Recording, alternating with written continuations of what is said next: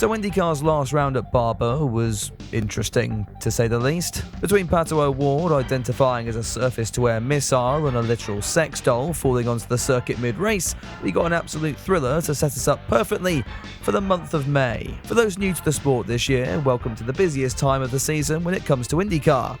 Admittedly, it's made up of mostly boring practice sessions, but that does give you ample opportunity to watch the series Drive to Survive rip-off, which is probably better than Drive to Survive. It all kicks off with the first of 3 races at the Brickyard this year, so let's not waste any more time and get into the comedy review. It's the Sonsio Grand Prix at Indianapolis.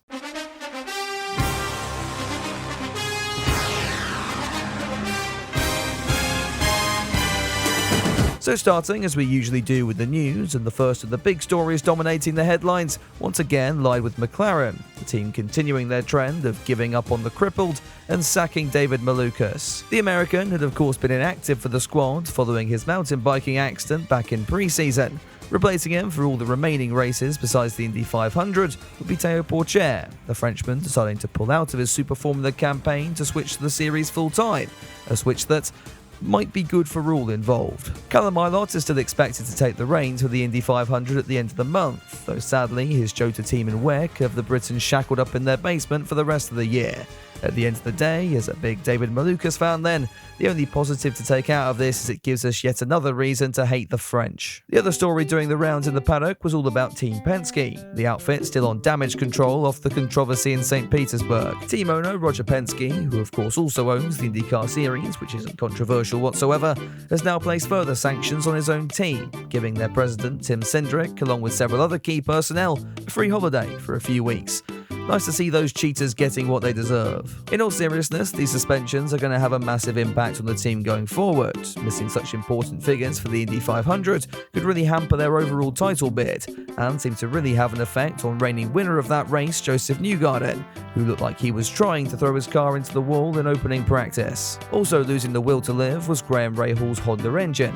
Mechanical failures are relatively rare in IndyCar, mainly because Pato O'Ward will get to you first, but this would start a rather strange precedent over the course of the first practice hour. Just 5 minutes would pass before Marcus Armstrong reported something was wrong with his engine. The team told him that all was fine and to just stay out, only for the 11 car's power unit to then turn itself into a crematorium.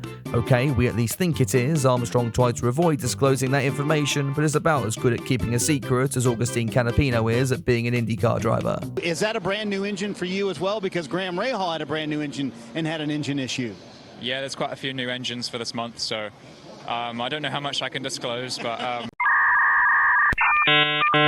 Speaking of the Argentinian, no one told me there'd been yet another driver swap coming into this one, as whoever was at the controls of the number 78 was actually driving fairly well. The imposter topped the times briefly, only to be replaced by Will Power, only for fake Augie to push for another lap and go fastest yet again.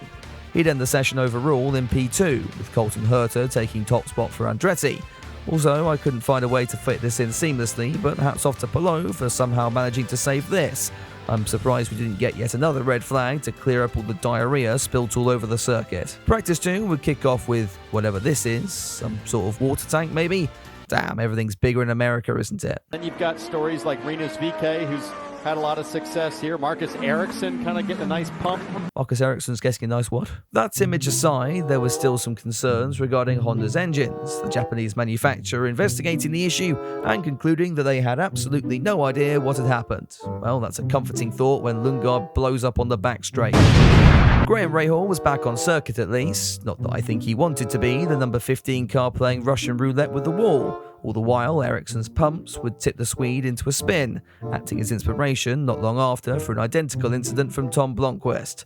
The track was catching out some of the elder statesmen of the grid as well, Jack Harvey bringing out a red for his loose rear syndrome. Colton Herta had topped opening practice but was now running into issues himself, be that in the form of Théo Pourchaire or stamping on the brakes like they're the poor Frenchman's head. It would be Penske topping the times though, Will Power ending the session fastest as the skeleton crew prepared for qualifying. It was expected expected to be a tough fight with the Andretti and Chip Ganassi cars, although that was made slightly easier when Herta misread his fuel gauge. The threat from the Juncos cars also died down when the real Augustine Canapino returned to the cockpit and failed to make it through the opening session. Scott McLaughlin also failing to progress was a bit more of a shock though. Guess that's just what happens when you can't use push to pass. No, okay, fine, that joke's dead now. Round 2 would see Power continue his top form, with Dixon just about surviving a late attack from Alex Rossi in the McLaren. Stats happy in P3, however, was Alex below. The Spaniard had been quite quiet all weekend so far, but now as we got into the Fast 6, finally decided to show his hand. Christian Lundgaard wanted to take the fight to the reigning champion, until he treated one of the curves like he allegedly does his cats at home. In the end, nothing could be done to stop the DHL Honda, Alex crossing the line to take the P1 award, yet still setting us up for a thrilling Grand Prix on Saturday afternoon. Now normally I'd just cut straight to that. In reality, we have a warm-up session on race day morning, but I never cover that one, since 1, they never drop the highlights, and 2, nothing really happens. Not this time though. First up, we get another engine blow-up as the Indycar field decided to resemble something more like an air display team. It would be Honda this time as Pato O'Ward's Chevy went bang with just 3 hours left before the track went green. Now, if you ask me, I don't think this is related to the issues we had before. And all of a sudden, I'm seeing this David Malukas video in a new light. The other highlight of warm-up was Santino Ferrucci, who decided that he would drive Romain Grosjean into a wall and then spew a load of crap about respect for some reason. Honestly, the guy who made bullying F2 drivers a personality trait, talking about showing respect, is a bit like me advocating for an 100% woke society. Jog on, mate. This seems destined to go wrong, but let's head to the green regardless. Lundgaard would get the jump on Palou, sailing round the outside to take the lead. Further back, things weren't so clean. Fittipaldi giving VK an unwarranted prostate checkup, which scared half the field across the grass, and the drama wasn't over yet, as look who's ended up together again. The Ferrucci Grosjean show continued on lap 2, when the Rat King forced the Phoenix wide and down the order.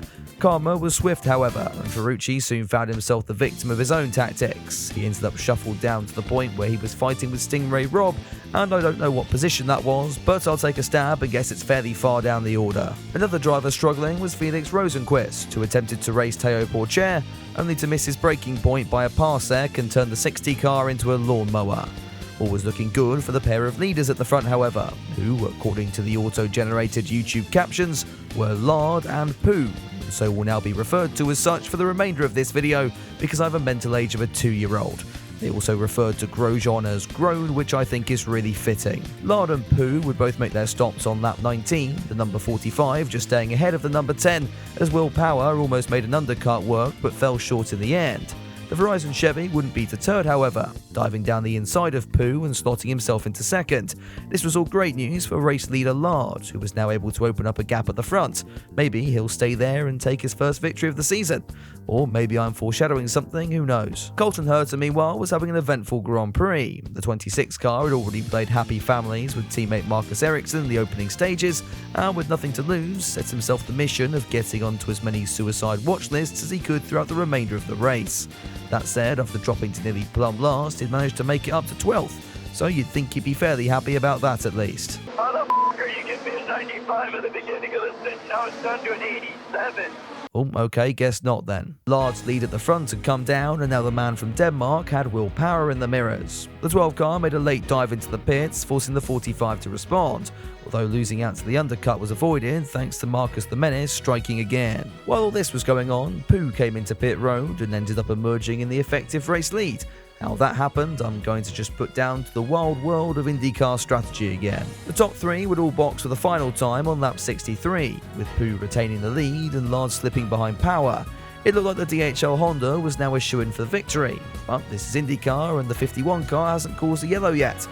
You see, there we go. The race would resume with 17 laps to go. Power attempted to catch Poo out like Lard did at the initial start, but the Spaniard was having none of it. Further back, Herta was able to muscle his way past Rossi, and Christian Rasmussen finally realised he needed a career change, and so had a go at bowling. Back at the front though, there was just no stopping Poo. The number 10 car built out his lead after the restart, crossing the line to take his first, yet technically second win of the season. Again, why did we need to have the thermal club? It just makes things confusing. Power and Lard would round out the top 3 as Poo celebrated his win with donuts down at turn 1.